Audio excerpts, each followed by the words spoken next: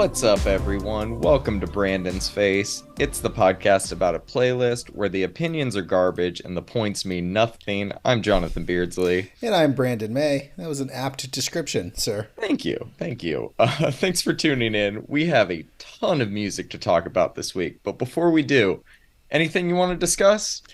Stagecoach? 10-year anniversary of Acid Rap? Fartgate? Where do you want to start here? Stagecoach happened. Diplo played.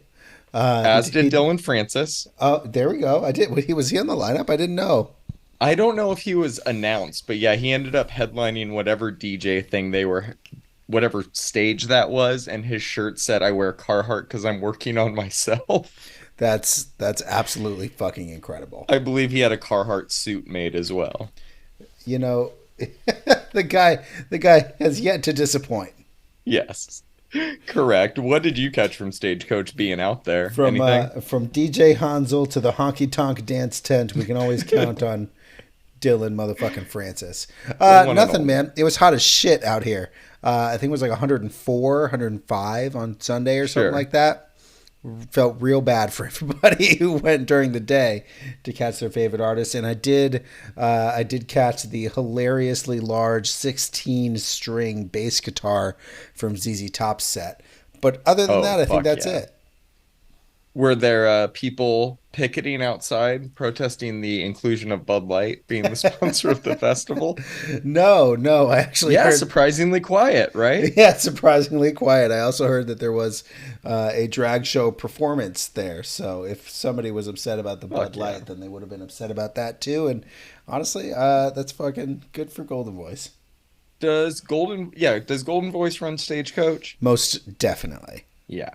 Then I'm not surprised that they're trying to be more inclusive with all of that. Good for them. Yeah. 10-year anniversary of Acid Rap seems like it's a big deal to a lot of people, but not really to you and I. Anything you want to say about it? No, I mean, it is, if you are a Chance fan, I think one of the most well-respected albums of his. Yeah, I think it's like the album if you're a fan of Chance the Rapper. So good for him. Congrats on 10 years. You made some lifelong fans with that album. So that's about it. Is that a sought after vinyl for people? Honestly, couldn't tell you. Yeah, I have no idea. I've never really heard about him in the vinyl world. Dear God, so you sent me an article earlier about a Sleep Token show where somebody allegedly farted very loudly and aggressively during a quiet part in a song. It's disputed in the article from other people. I love the like investigative reporting in that article, by the way. Right.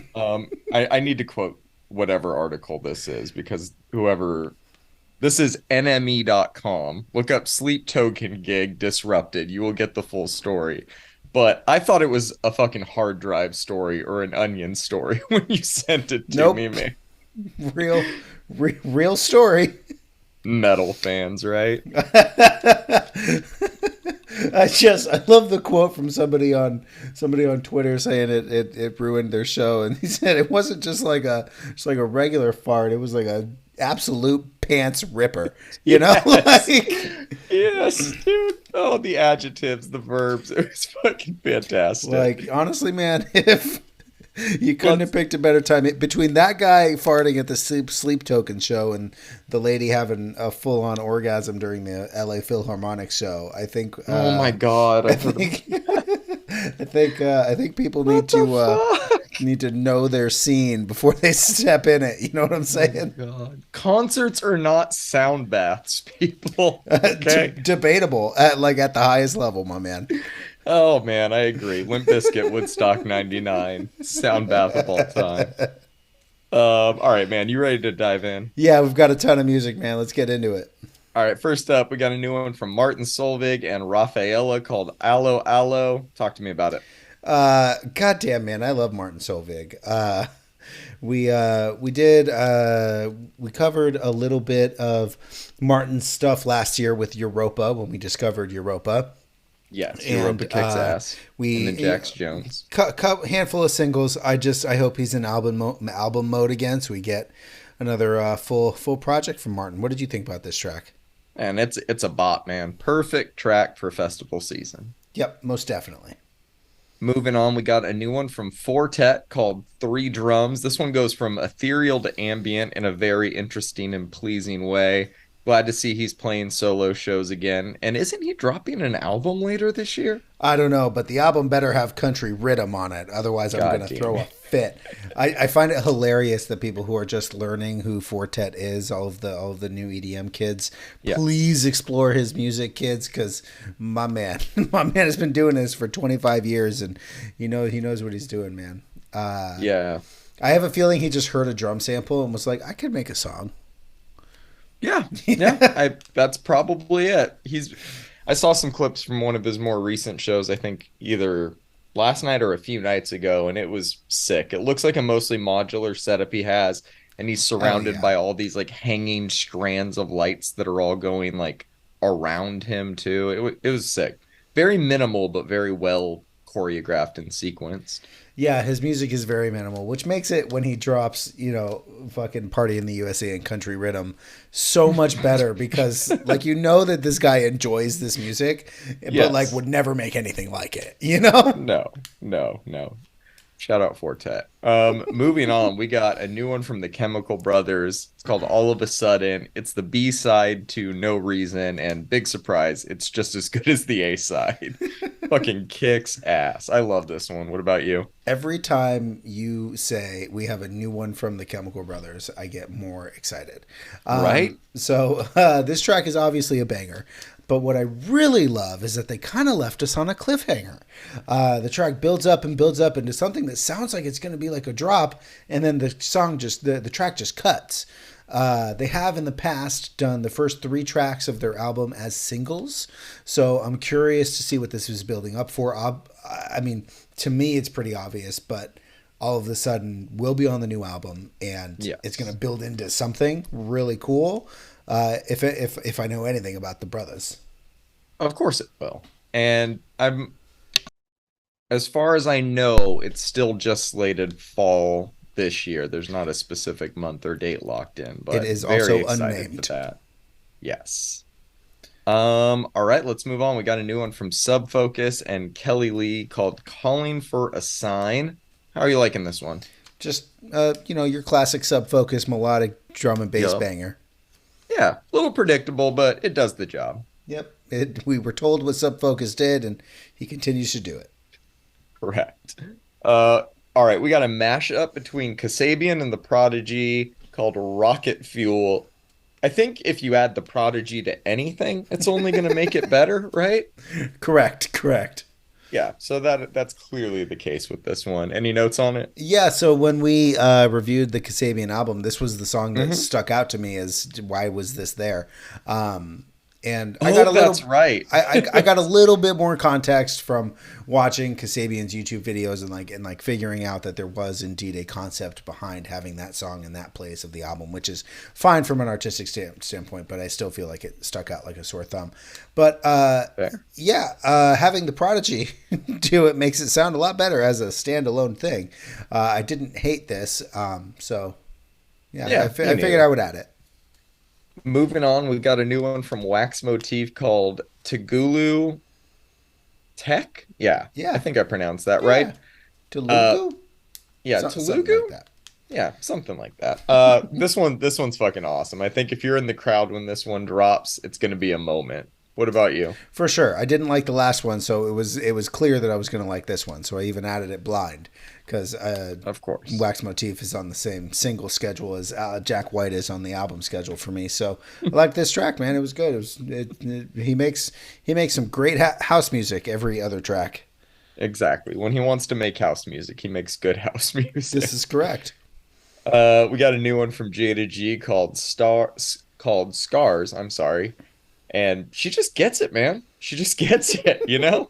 Like I don't know, man. She's tapped right into my brain. I'm loving this one. What about you? Yeah, speaking of good house music, here comes Jada G. Has yet Yes. to disappoint, man. Chill poolside house music. I'm definitely here for it. I cannot wait for the album. You almost stopped my heart by throwing a new Ferry Corsten track on this week. This one's called Connect. I think the kids need to put some respect on Ferry Corsten's name, right?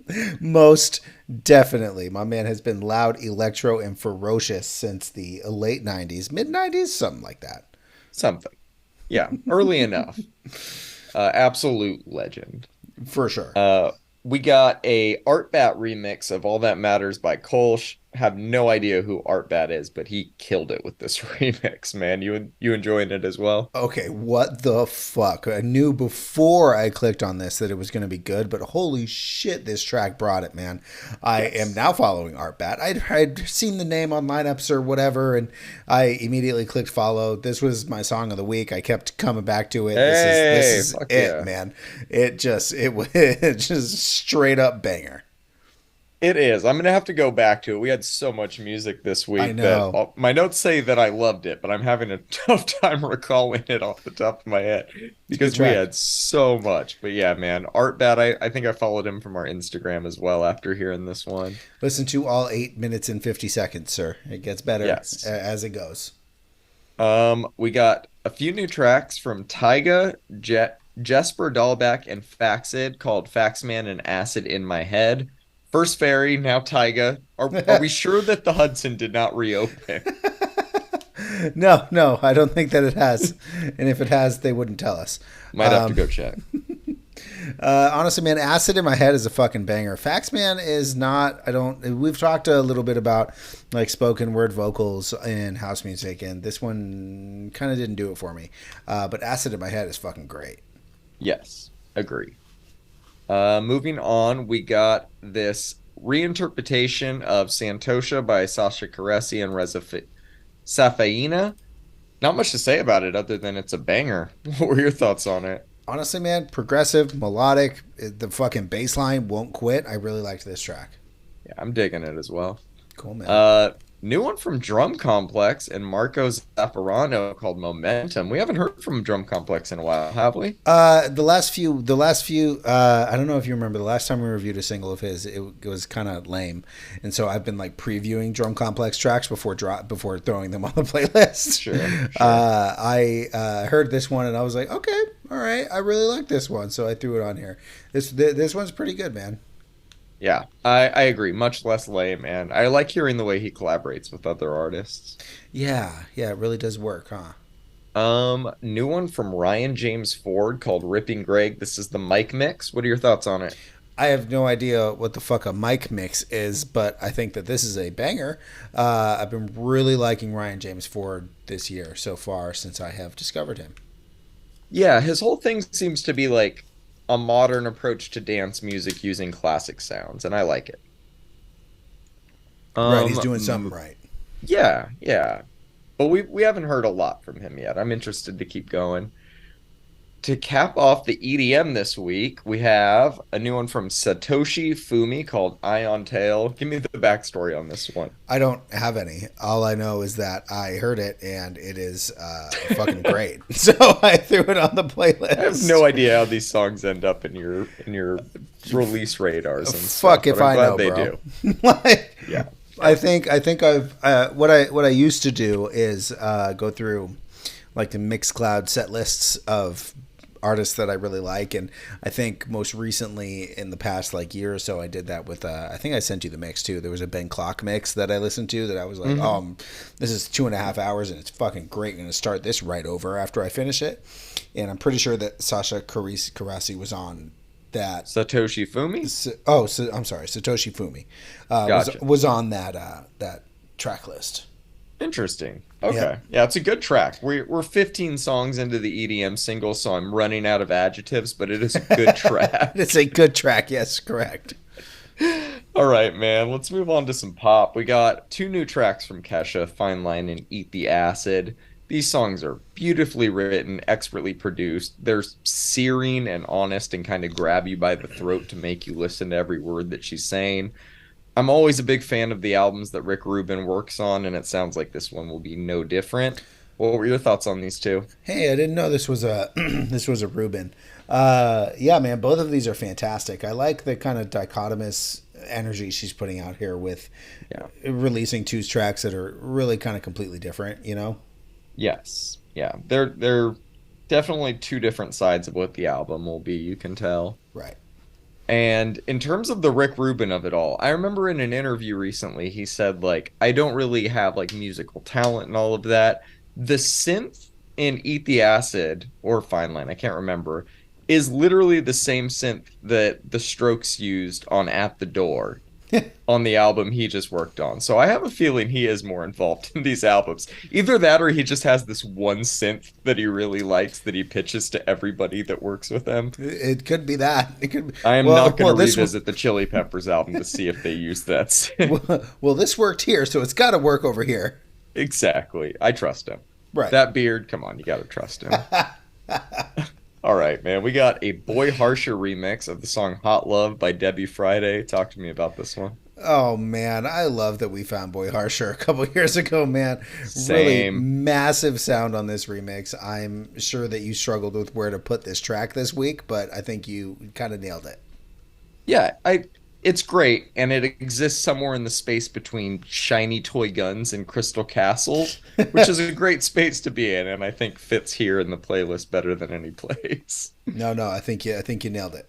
Thank you. All right, let's move on to this new one from Thundercat and Tame Impala called No More Lies, which sounds exactly the way you would think a song between Thundercat and Tame Impala would sound. I don't know if I mean that as an insult or a compliment, but it is what it is. What did you think of this one? Yeah, we didn't get many surprises. I don't mind this. In fact, it's pretty good.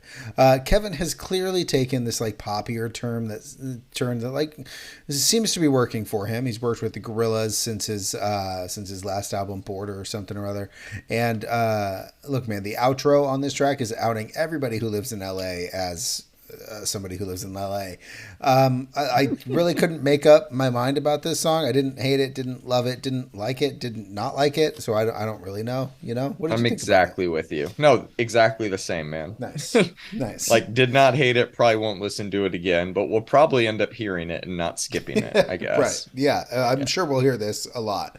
Thundercat and Tame Impala have both have very annoying fan bases, of which I'm a part of. So. Correct.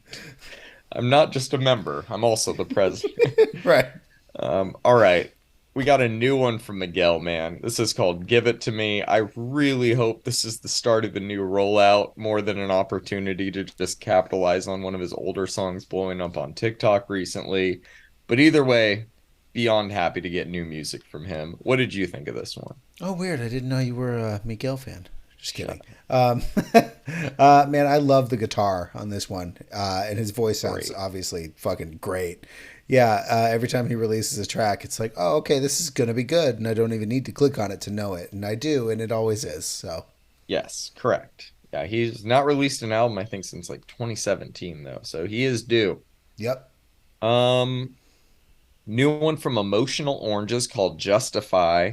I don't know exactly when it happened, but they're independent now and have been posting just about how nice it is to make a song and be able to release it as soon as they want. I think that's the case with this one. It was probably made like a week or two ago. Fuck yeah. And their new album, which is already announced, is titled Still Emo. Just incredible title.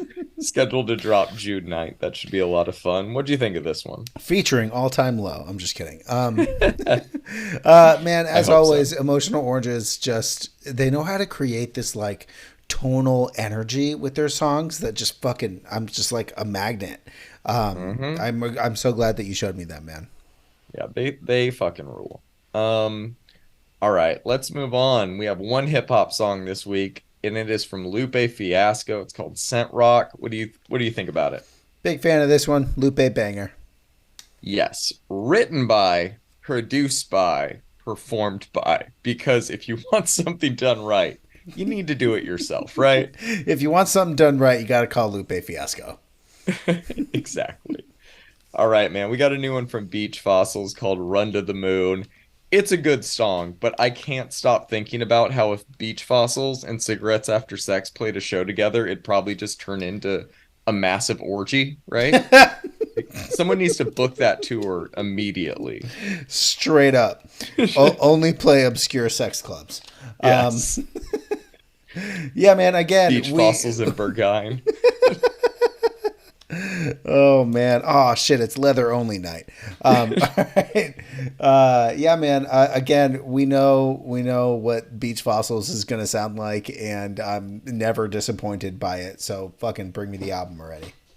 Yeah, it's spring. Throw on Beach Fossils, throw on Goth Babe, have a seltzer There you alcoholic go. drink. There you go. Yeah, enjoy it. Enjoy it. Right. By the way, is it getting hot as shit out there right now? Honestly, it's fucking beautiful right now. It has been hot. It was hot Oh last yeah, you weekend said for it was hot for Stagecoach. Stagecoach. But Yeah. today it was like 80, 84. Right now it's 71. Sun is down. Savor those It moments, oh my man. man, you know I am. We're planning on barbecuing this weekend. I'm talking Yes. we're Same. about to be Same. outside.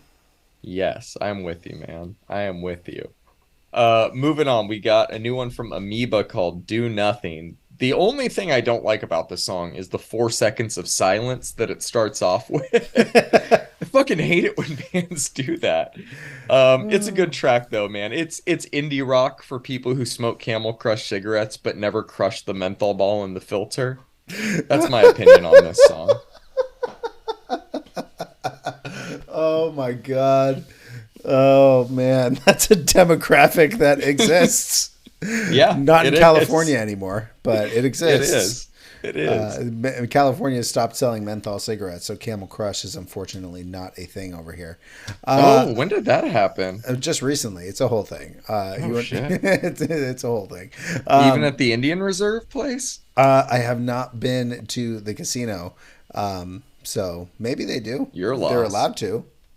Or actually your win. But yeah, I'm interested. I'll have to look that up. Hey I man, I've had won a no bunch idea. of money at the casino before. I've also lost a bunch of money at the casino before, so I'm sure I've Hey, broken even. same. Look, man, I don't know if we've covered this band before. I have no clue how I found them, but they kind of remind me of like Tranquility Base era Arctic Monkeys a little bit on this track. Okay. So I threw it on because I I figured you like would that. like it. And I think you did because people who smoke Camel Crush cigarettes and didn't crush the menthol bead, I fell into that demographic at least for a month of my life. Yeah, yeah. So, Yeah, I was in that demographic at one point too. I just like to have the option, you know? right, exactly. I don't need to use it every time. No, God, no. All right, we got a new one from Proto Mark called Elimination Dances. What are your thoughts on this one? This is a song for people who smoke Camel Crush and crush the menthol bead at exactly halfway down the road. Exactly.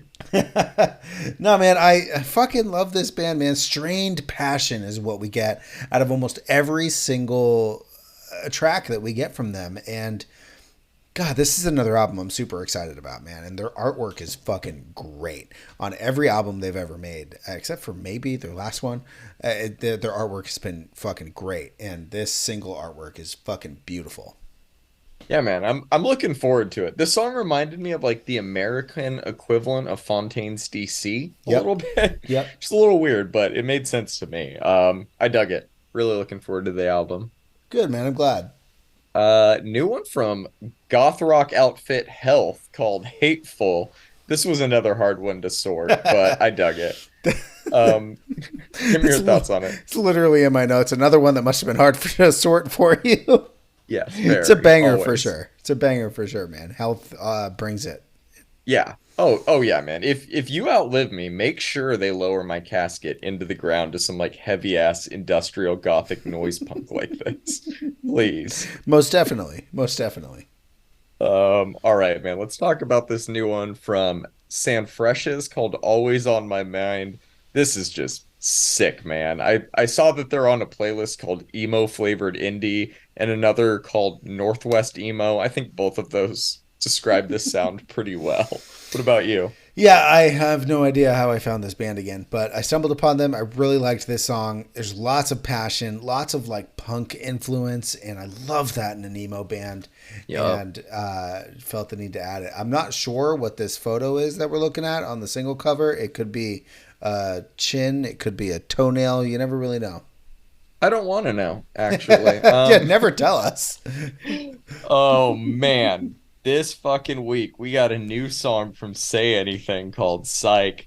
Have no idea where this came from, but I'm very happy that they fucking released it. It's Surprise! proof. Yeah, this is proof that the scene is not dead. Everyone just grew out of it. Yep. And in some ways, it's even better than it was. Because this shit was like, damn, I was not expecting what we got here. What was your reaction to it initially? I immediately played it. I said no. I thought for sure. I was like, Spotify fucked up.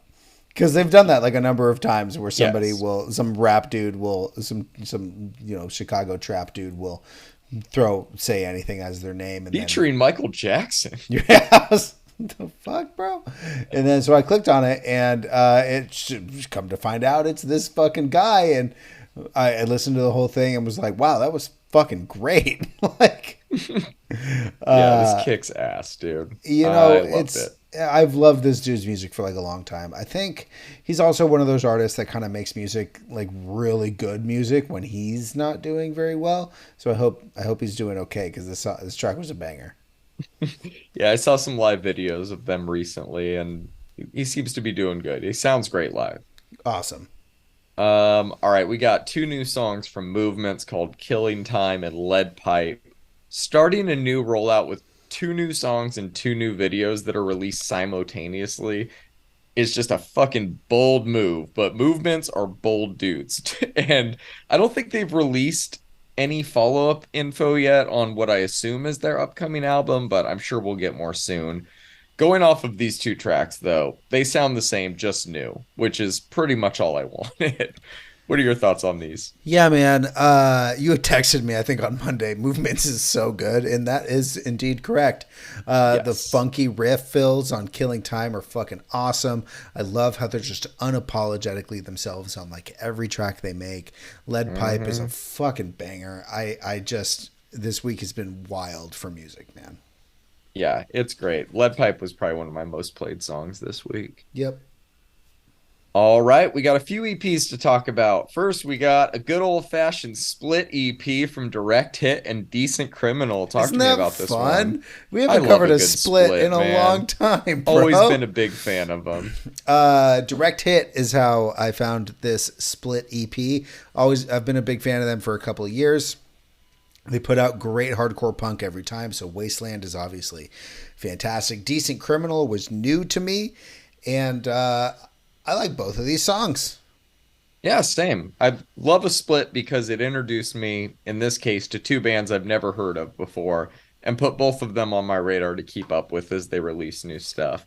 Both of them have their own unique take on punk music, but they blended really well together on this release. Right, like Decent Criminal had much more of a poppy feel to it, while Direct Hit was like, I'm going to punch you guys in the face real quick, and that's going to be fine. You know? And that's what you need. And that is what you need. Almost definitely. All right, man. We got a new EP from Deb Never called Thank You for Say that again. Attending. Yes, we got a new EP from Deb Never. Run it back, as Amari White would say. I decided to throw this on first EP. I decided to throw this on first Thursday night. Big surprise when everything dropped, and I was fucking floored just right away. Oh, yeah. I said when we reviewed her last single that she just leveled up in every way possible, and after hearing this project in full, I only believe that more. 5 o'clock is one of her best songs to Yes. date. Everything I love about her music taken to 11. The rest of the EP is not far behind. This is one of those that I'm going to have playing front to back every time it comes on. It's just perfect, man. I'm loving this one. What about you? For sure. You and I are on the same wavelength as we are about 80% of the time. And Deb Never has this way about her, man, that's just so nonchalantly cool. And she's so talented, and she makes that look effortless. I'm Yes. pretty sure the only single we got from this one was Momentary Sweetheart, and that's a great track, but 5 o'clock is Mhm. a fucking banger, bro. Yes. Say has this like constant melody that is just infectious. The Hmm. whole EP is just pop rock executed on like the highest fucking level it could be. That's very Deb Never of her. Yeah. Yeah. She is two for two, but that feels like it's underselling it in terms of Right. what she's done so far. Both are perfect releases. I For love them. sure. For sure. Moving on, we got a new one from Beach House. This is their EP Become, and it answers the question, what if Enya or Lana Del Rey were in a shoegaze band? Which I kind of like, you know? Yeah, yeah. I'm a big fan of that. Look, man, I love Beach House because of the layers. Their music just kind of has these like layers on top of layers that just kind of creates like a thickness. Most shoegaze has this, and it's in fact what makes up the signature shoegaze sound. But Beach House does it in a very distinct way, I think. I've always kind of struggled with their music, even though I really like it. It's like so slow, and I know that you know that I don't like slow music sometimes. If I'm not feeling it, I just am not feeling it. But Yeah. I was in the mood for it earlier this week. I think Sunday morning, threw it on in my headphones, and it grabbed me like every Beach House record does at some point. I think this is a great EP. Did you like it? Did you like I any of did. those I did. shoegaze? I liked it more than Once Twice Melody. I liked the whole hypnotic lullaby feel of it. It grew on me, definitely. I wasn't huge on it the first time I listened to it. I thought American Daughter was great. But yeah, man, I came back to it a few times. Holiday House, I think, ended up being my favorite track of the bunch, though. Same. Holiday House is my favorite. It's excellent. All right, man, you get a new metal EP to talk about this week. This is Lunar Chambers Shambolic Vibrations. Give me your thoughts on it. So, all right, I had a 2-person task this morning, and I was listening to this album this morning as I woke up and drove to work, and connected to a nice, loud, quality Bluetooth speaker, and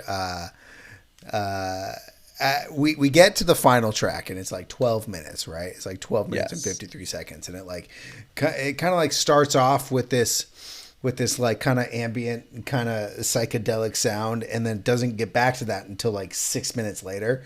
And as soon as that part repeated, the guy I was with was like, "Wait, this is the same song?" I was like, sure is, bro.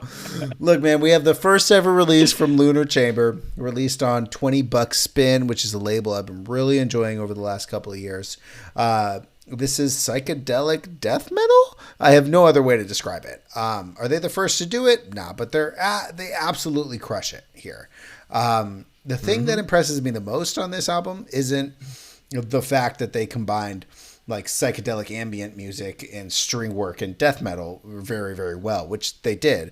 The best part about this album is the bass work. The bass work and the synth work. Very unique for death metal, but it's done in a way it's done in a way that doesn't take away from the rest of the project, I think. I'm really impressed with this. I hope you enjoyed it. I hope you could find some things you enjoyed about it, because I was like about this. Yes, dude. The whole thing is fucking epic. It's the sweeps, the blast beats, the screams. It's all done at a very high level. It's both impressive and overwhelming in the best way. You really said it all, but it's that ending, that 13-minute build-up, breakdown, pause masterpiece that just goes on and on and on. That I was like, oh, okay. Yeah, they're not fucking around on this one. It's one of those 13-minute songs that doesn't feel like 13 minutes. It feels like a half hour, but like you're not mad about that, you know? Yes, correct. Correct.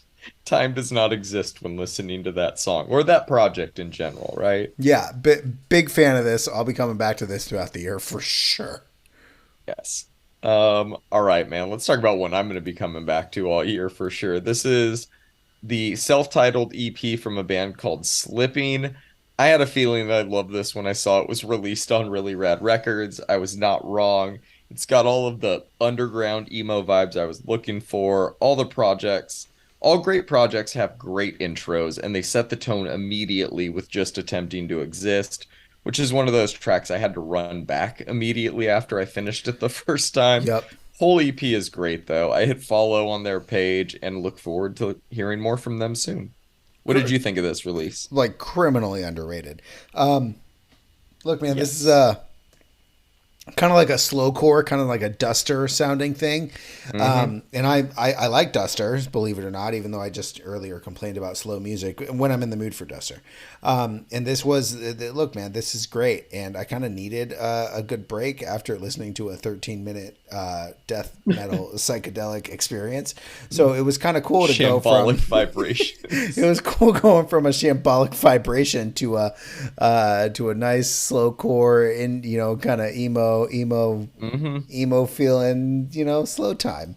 I really enjoyed this, man. And yes, really rad records did indeed release this one. So the label had told me about this one releasing when I talked to him the other day, and yeah, man, it was I was like, oh, this released already? Bet. And I threw it on blind, and I'm so glad I did, because this is very good. Yeah. Well, thank you for adding it. I threw this one into my yearly rotation immediately. Nice. And you said criminally underrated, which I agree with. I think they had 33 monthly listeners when I first clicked on their page, and now they're at 35, which I'm assuming is you and I. Yes. We are pioneers. I love to see our numbers like in real time. Oh, that's great. You wouldn't see that on Taylor Swift's page. No, God, no. You would never notice it. But yeah, shout out them. This EP is great. Yeah. Let's move on to some albums. We got a new one from Labrinth called Ends and Begins. After watching both of his Coachella sets and listening to this album, I've come to the conclusion that I think he's actually better live than on recording. That's not to say this album isn't good, because it is, but there's an electricity about him live that I don't think always translates when it comes to his recordings. The highlights on this one are obvious, though. His production, his passion, both front and center, just like always. But we get a few top-tier collaborations that are sure to be the tracks this album is probably remembered by. Kicks off with the Zendaya-assisted The Feels, which immediately showcases everything fans love him for. Plus, we get the rare Zendaya verse that kind of steals the show.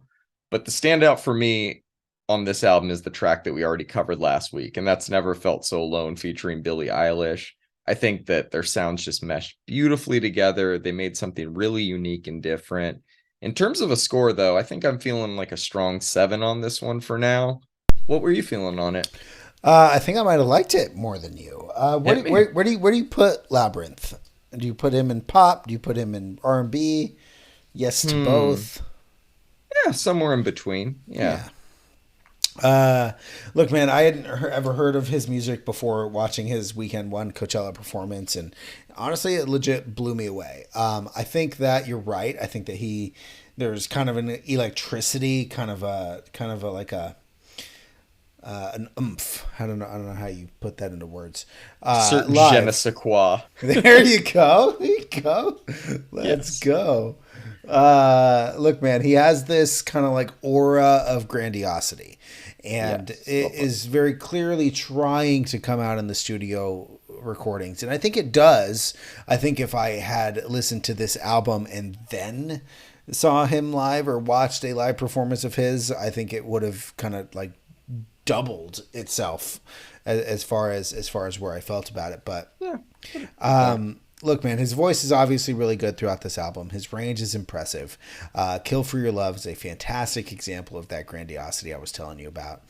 Everything has this fucking harp work along with like some flute, or is that like an oboe work? Fucking gorgeous. It's just Labyrinth. The orchestral tidbits throughout the album are just fucking great. And it's not overbearing too, which I think is tasteful. Look, man, it's unique. It's distinctive. I had a great time listening to this one this week. I'll probably be returning to it a little bit, and I'm actually going to give it an 8. My favorite tracks are Kill for Your Love or Ends and Begins. I think Ends and Begins is a fantastic closer to this record. Yeah. Good title track. Really good title track. Yep.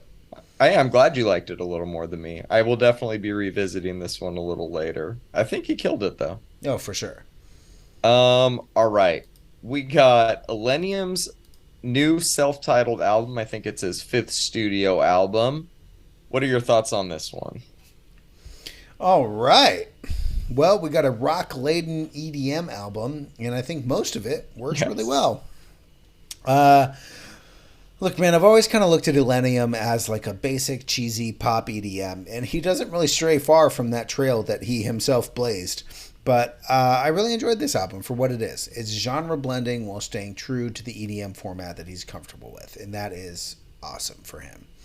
The Spirit Box feature on Shivering is fantastic. Easily the best track on the album. Shout out to my standout for this album.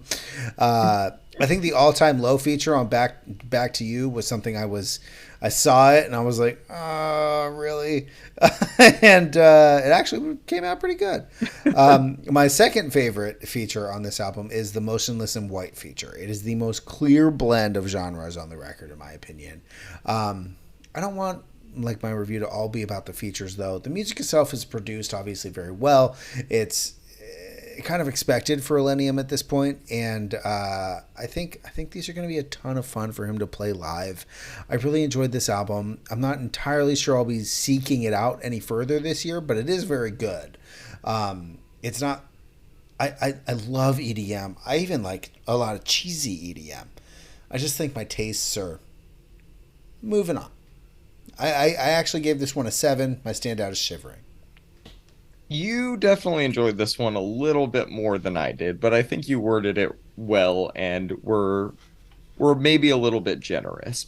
Look, man, the whole album sounds like it was written by ChatGPT. Like every lyric on this thing.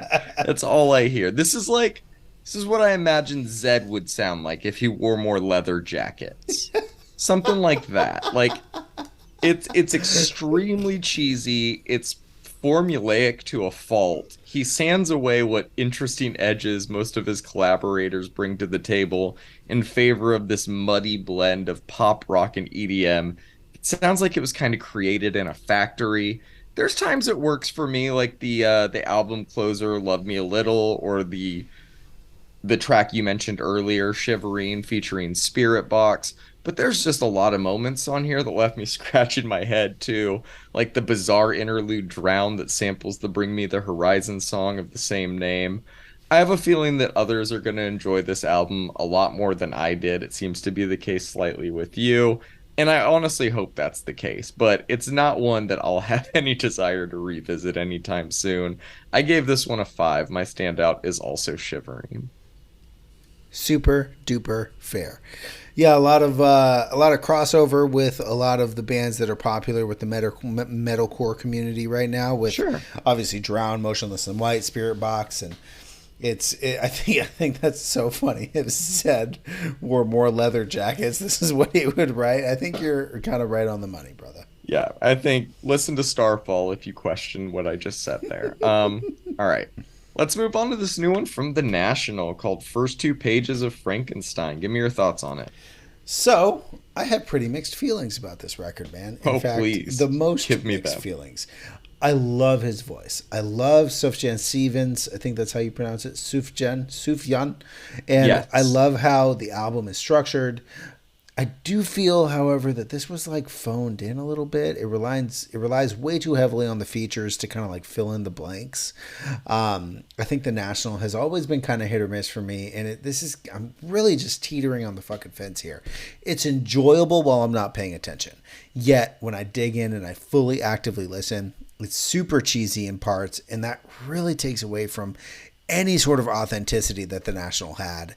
That's not to say I haven't liked cringy music in the past, but the cheese just really takes away from my enjoyment of this one for me. And I don't know if that makes sense. It's kind of hard to articulate, I guess, but it's produced and performed very well.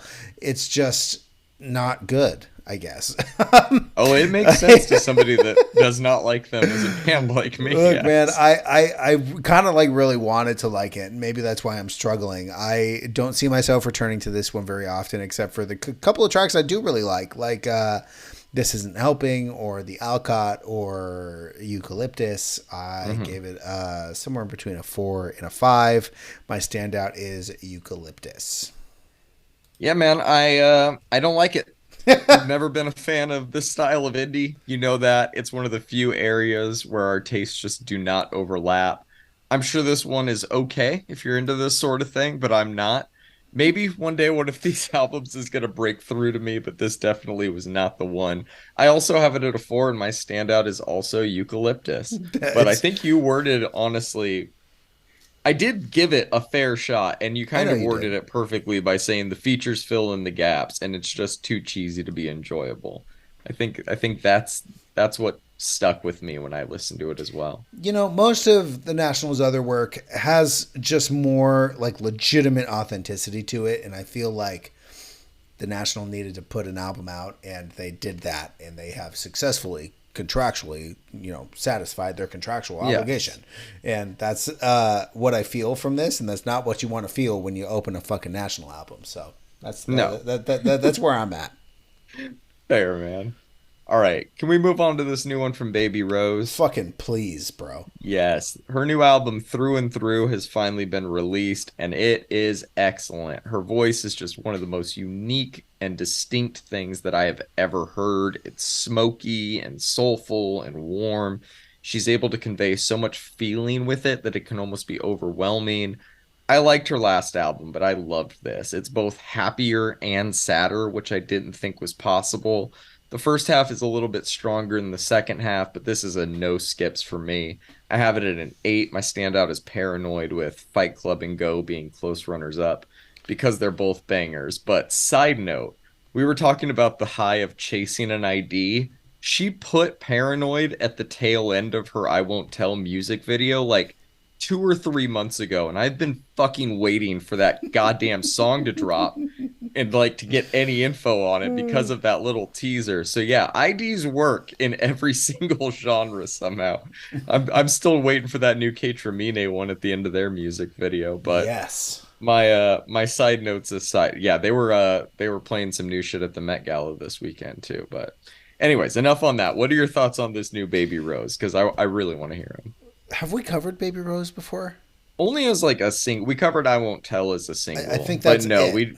I found her 2020 album like after it had come out. So I never ended up adding it. And I think Gallant was the one that like tweeted he was listening to her. So thank Gallant for putting her on our radar. All right, this is straight up rhythm and motherfucking blues, my man. This I was Incredible. absolutely blown away by Miss Rose's voice. I'm just imagining she's playing to like 35 people in a smoky lounge somewhere on the East Coast with a cigarette in her hand as she belts out these fucking gorgeous raspy songs. This went immediately into the running of my R&B album of the year, and I cannot state how surprised I was when I hit play on this album. I was immediately transported to a different world, and I just fucking refused to leave. The instrumentals, the voice, the structure of the songs, and the album as a whole, just all of it just blew me the fuck away. Thank you for showing me this. 37 minutes. Man. It is way too short. The string work on Stop the Bleeding is out of control. Go is the perfect intro to the album and really sets the tone for the rest of the record. I don't know what else to say, man. This is a 9 out of 10 for me. Stop the Bleeding is my favorite song on the album, although every single one of them are good. That might be your highest R&B score ever. Her voice just fucking grabbed me and never let go. It still has not. I get it. I think that it's probably blasphemy to some, but there's like some Amy Winehouse comparisons and how one of one her voice is, you know? It's straight up. Never heard anything like it, honestly. She's fantastic, and I'm really, really glad. You should dive into her last album. I think that this is her best to date, but her last album has some real fucking gems on it, too. I'm sure it does. You most definitely know I will. All right, man. We're going to cap this week off with not one, but 2 fucking breakbeat albums. Starting with Calibre's Shelf Life 8. Give me your thoughts on it. So I'm kind of ashamed to say that I discovered Calibre late, as I never intentionally heard a track from him until like late 2020, early 2021. That being said, I have listened to his entire discography since. We covered his album. I think it was, if it wasn't last year, then it was the year before. It was the year before, 2021. Feeling Normal was the album. Look, man, the Shelf Life series, of which this is number 8, has always been this kind of like stripped down basic drum and bass, and this 8th iteration obviously is no exception. That's not to say that these tracks don't have like character, but it's a little bit more subdued than his usual stuff, and it comes across super chill and super easy to listen to. I like this one a lot, but I prefer his non-Shelf Life albums a little bit more.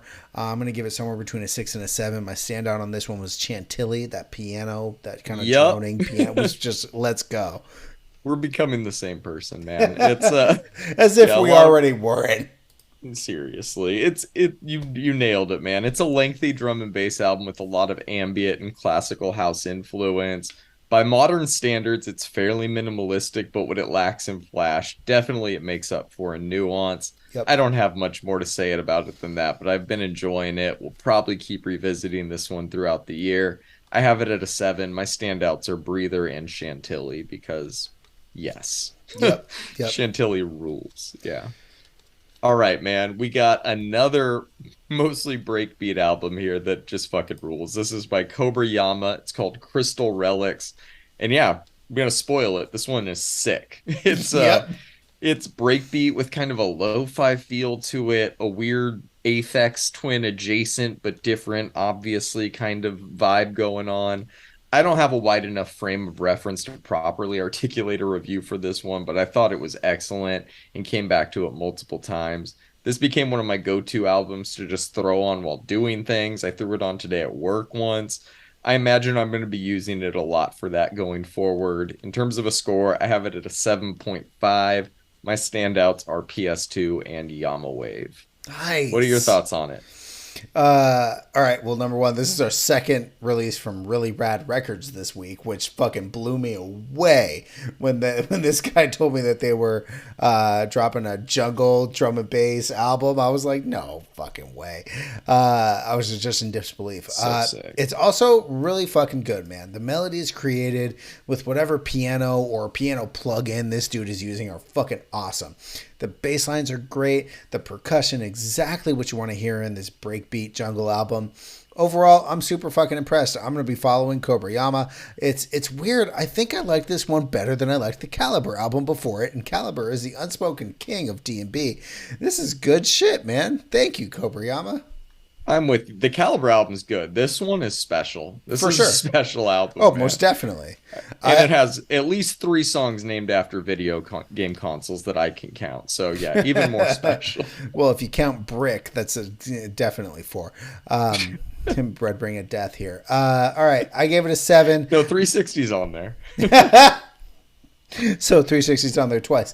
My standout was actually Graham. I liked Graham a lot, man. That kind of like droning piano sample that like didn't fucking quit was just so good, man. I really, really, really liked this. Yeah. Excellent album. Thank you for throwing it on. I'm going to be following him a lot going forward as well. You and me both, brother. Okay, that does it for this week's episode. Join us next week as we'll be breaking down new releases from Armani White, Atmosphere, Currents, Subtract, Unearth, and more, including a newly announced album from Fred again and Brian Eno called Secret Life that is going to be released this Friday on Fortet's label. We didn't even get a chance to talk about that. What's your initial reaction to that news? Should have been called Godfather and Godson. Yes. Yes, there's still time for the deluxe. I'm already excited for that conversation. If you liked this week's episode, make sure you're following along wherever you get your podcasts. If you're watching on YouTube, give this video a thumbs up. And you can find more Brandon's Face content. Just follow us or search for us on Instagram and Reddit. Search Brandon's Face Pod. And last but not least, follow along with our official playlist so you'll know what we'll be covering each week. It's refreshed weekly and sorted by genre. You can find the link to that in the show notes. Until next time, peace. Peace.